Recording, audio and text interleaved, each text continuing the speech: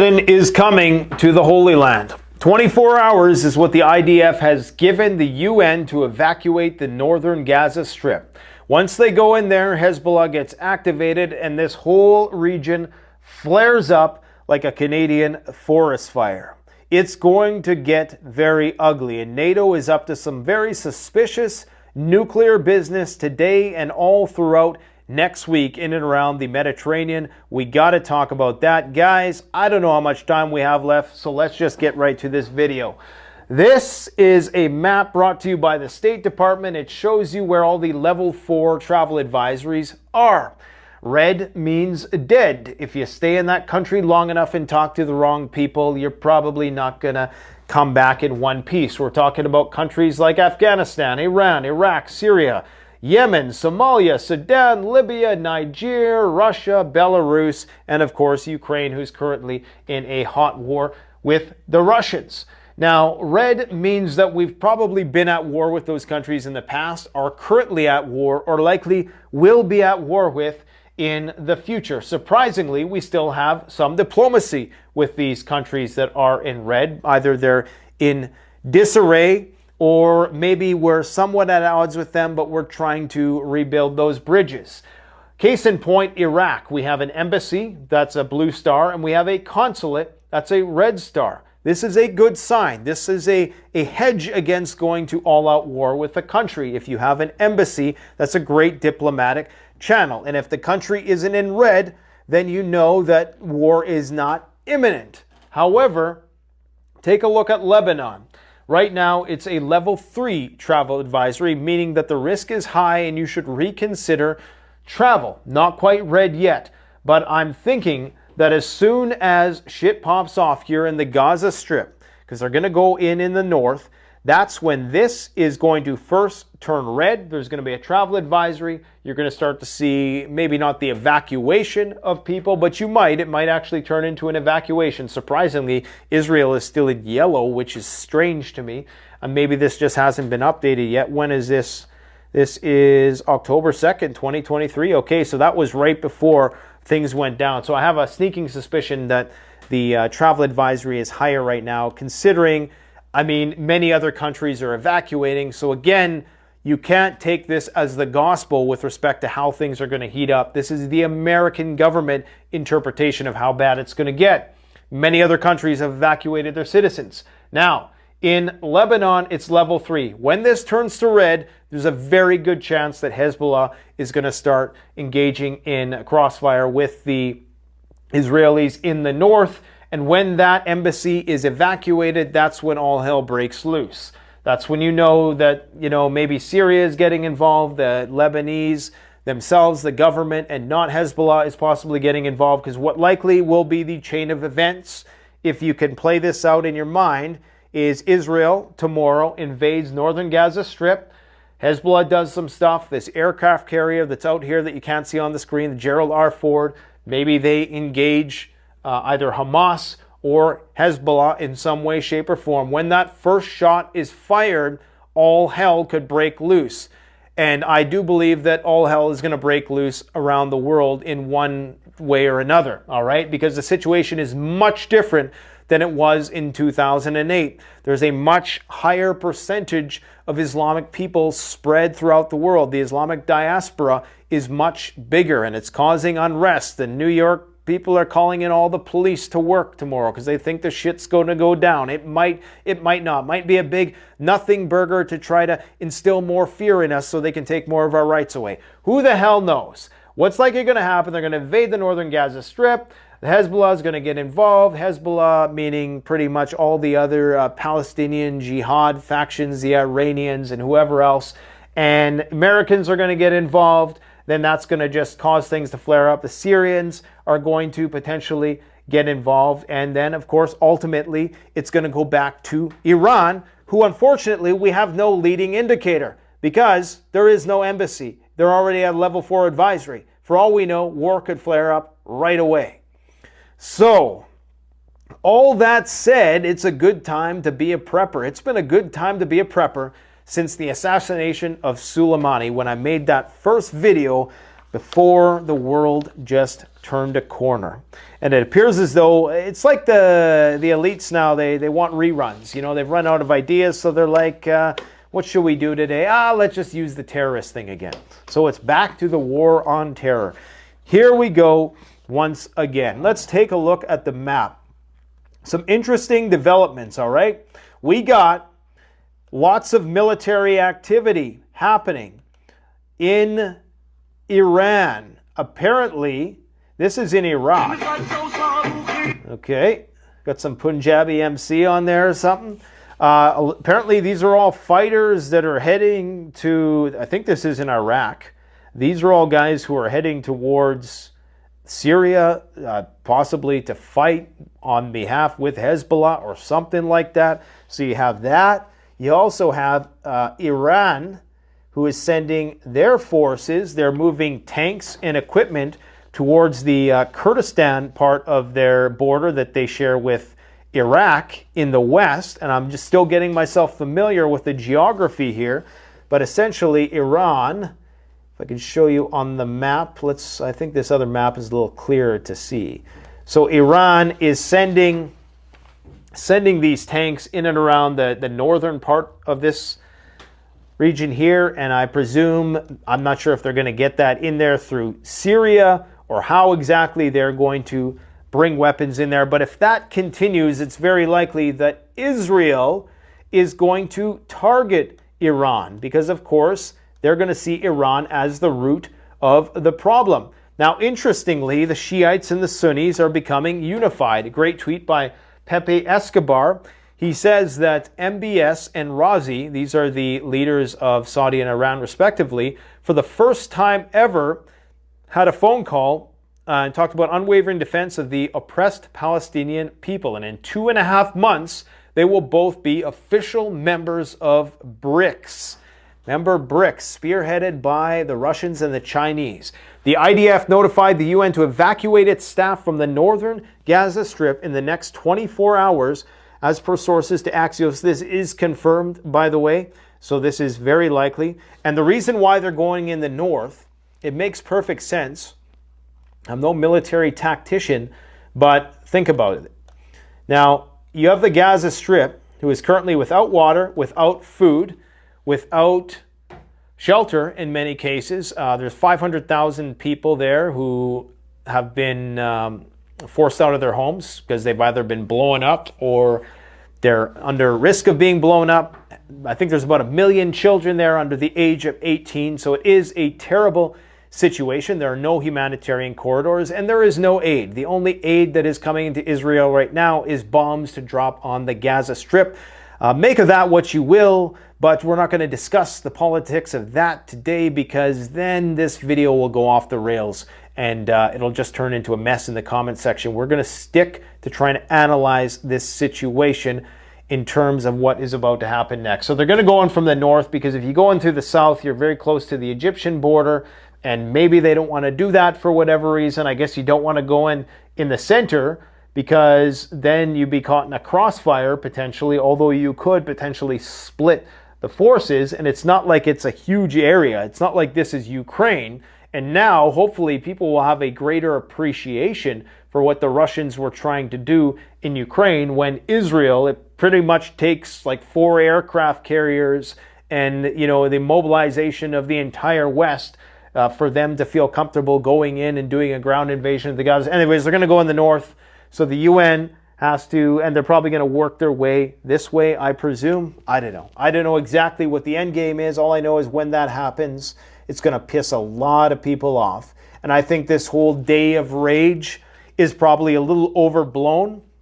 Yes, there are numerous protests around the world. I can't actually show you the footage, but it is going to get violent. It seems as though the left is starting to really become aligned because Mrs. Cortez has taken on the role of being the advocate for Gaza. So it's funny how they're sorting people out. You know, it's almost like one of those coin sorters. You know, you want to find out like who the diehard rebels are, right? So you found out during the pandemic, okay, this guy is going to believe this, but he's not going to believe that. Then you got the Ukraine war. Okay, this guy's going to let us get away with this, but not that. And now it's this Israel-Hamas thing. Okay, so this guy, and they're figuring us out, right? for the final smackdown, the final dystopian smackdown. More about that in another video, but yeah, the shit's gonna hit the fan. I don't necessarily think it's gonna hit the fan tomorrow at exactly 12 o'clock, but what we're likely going to see is more violent acts perpetrated in order to exact terror on the population in response to what likely will be a very gruesome invasion into the Gaza Strip, where a lot of innocent people are going to die. And yes, there are a lot of innocent people there. If you knew anything about the situation, you would know what I'm talking about.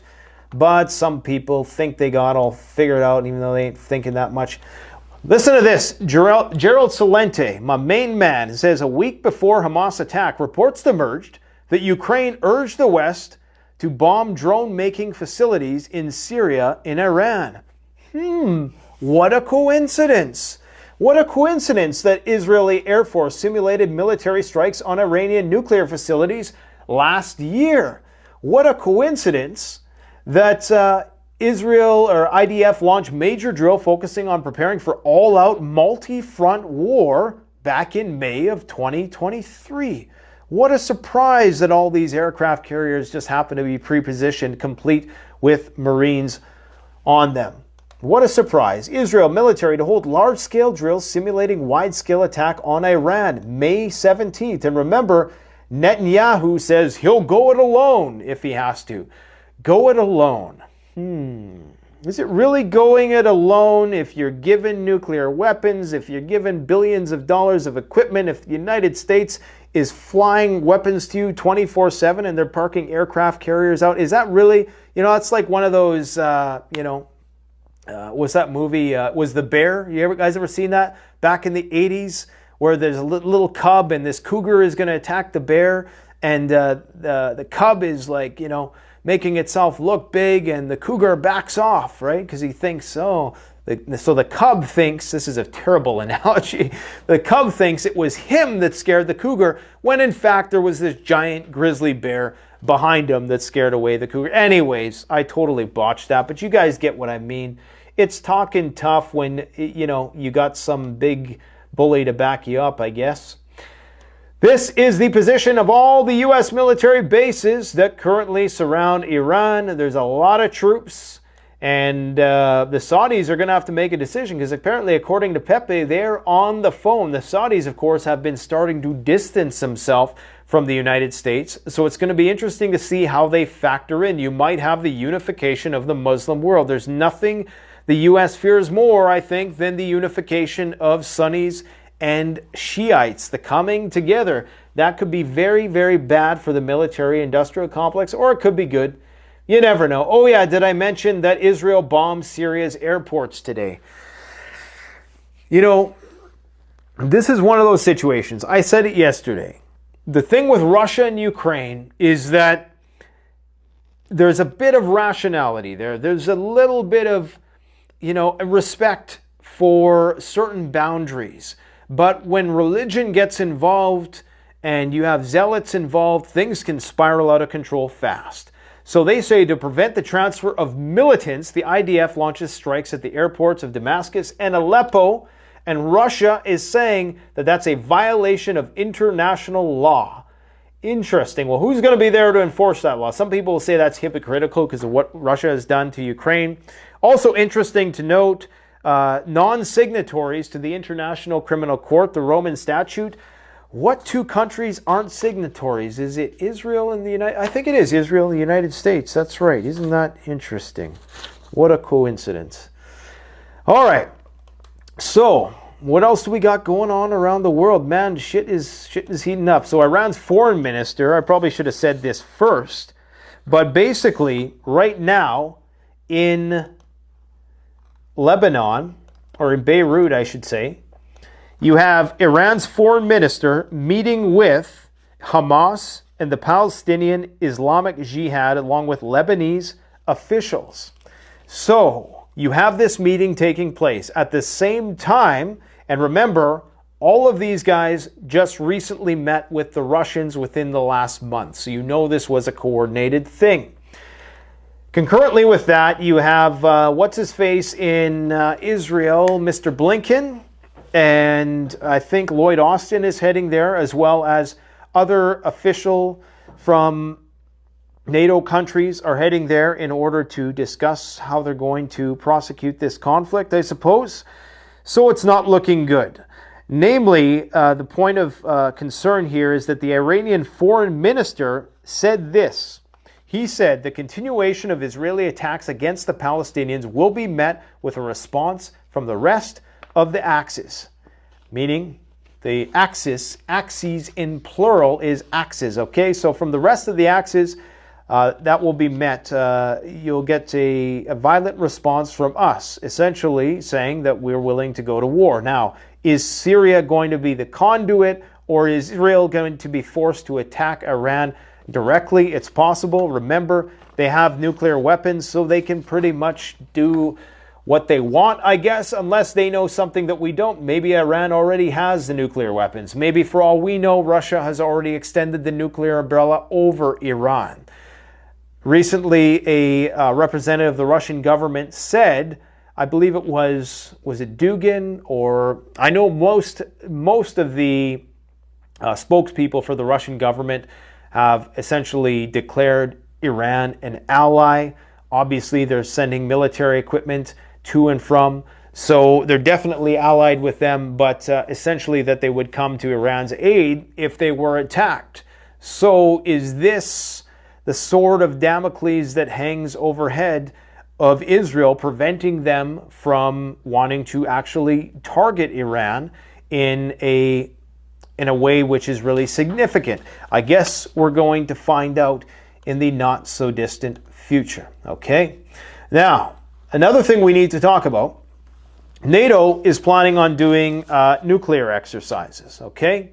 So I'm not sure if I mentioned this yet, but we're just going to play this. This is from Mr. Jan Stoltenberg. Let's see what he has to say. Russia's war on Ukraine is a reminder of the important role NATO's nuclear weapons play in deterring aggression. Next week, NATO will hold its annual nuclear exercise, Steadfast Noon. This is a routine training event that happens every October. This year, the training will take place over Italy, Croatia, and the Mediterranean Sea. All right, so notice what he said there. Notice the words he emphasized. Routine, happens annually. Nothing to see here. Well, if you still think there's nothing to see here, then my friend, you might as well just put your head in the sand and take up a new hobby, because there definitely is something to see here. The amount of STRATCOM activity lately has been off the charts. Even the most conservative of the flight radar super sleuths are starting to have their eyebrows raised a little bit.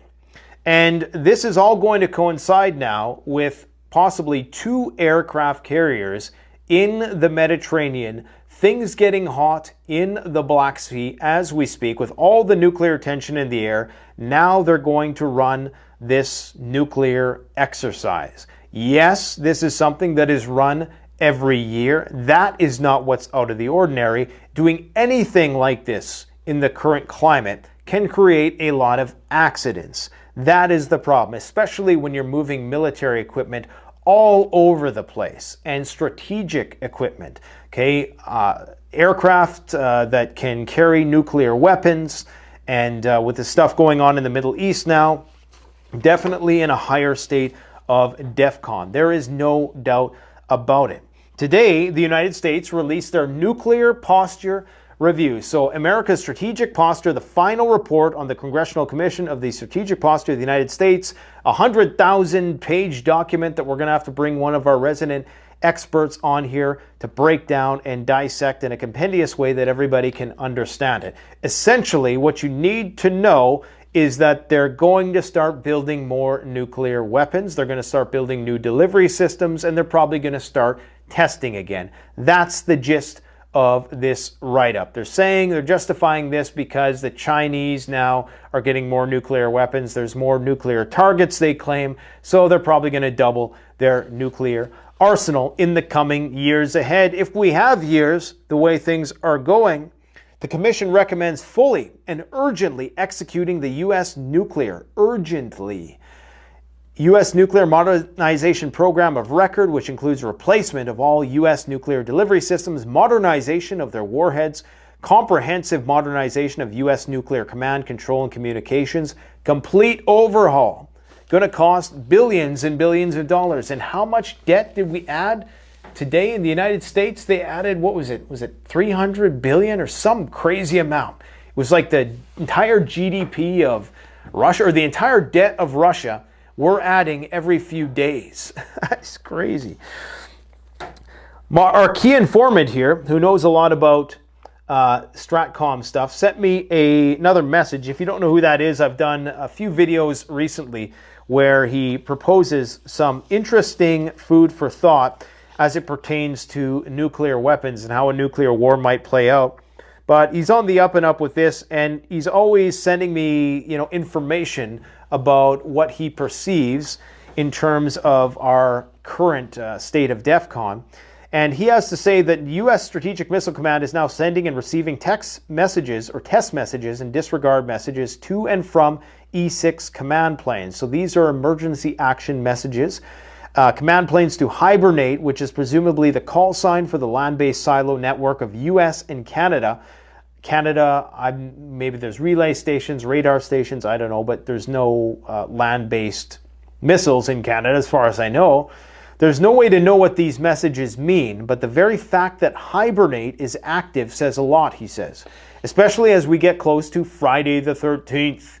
Hibernate is not listed as a single land base, so is presumably the call sign for the entire missile network. Friday the 13th, of course, this call to arms, this global jihad, which for all we know could be a big nothing burger, but it's likely going to be the launching point for more frequent attacks, asymmetrical style attacks across the West, okay? So he also claims that there's heightened VIP movement from DC to Offutt Air Force Base bunker. Offutt Air Force Base is the home of U.S. Strategic Command. Okay, that's where they call the nuclear shots from. VIP movements, he tracks that through different memos he gets from the Federation, what is it called? The Federal Aviation Administration. My brain is totally fried, as you probably figured out.